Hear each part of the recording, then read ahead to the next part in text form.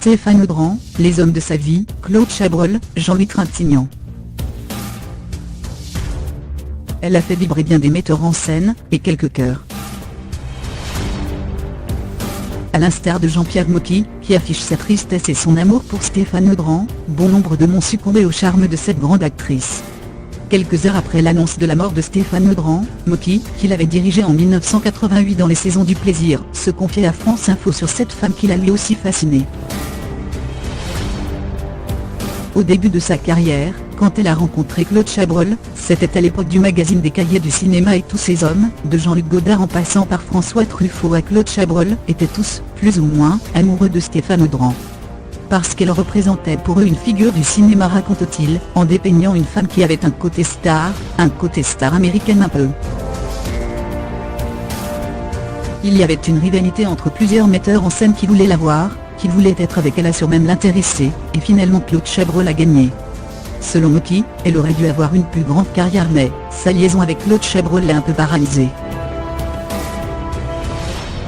Avant Chabrol, il y a eu un autre homme qui a compté dans la vie romantique, comme professionnel de la jeune actrice qu'elle était alors, Jean-Louis Trintignant. C'est au cours du Lin, à Paris, où il se forme au métier d'acteur, que Jean-Louis Trintignant rencontre, séduit puis épouse Colette d'Asheville, qui ne s'appelle pas encore Stéphane Audran.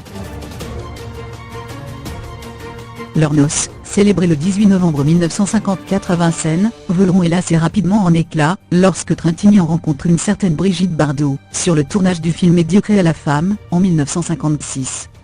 Ce rapprochement, sulfureux, fera péricliter un autre couple, celui formé par Bébé et son réalisateur, Roger Vadim.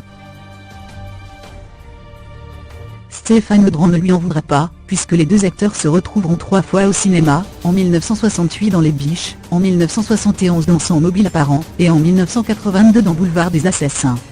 Pour la petite anecdote, le film Les Biches était dirigé par Agraf Claude Chabrol.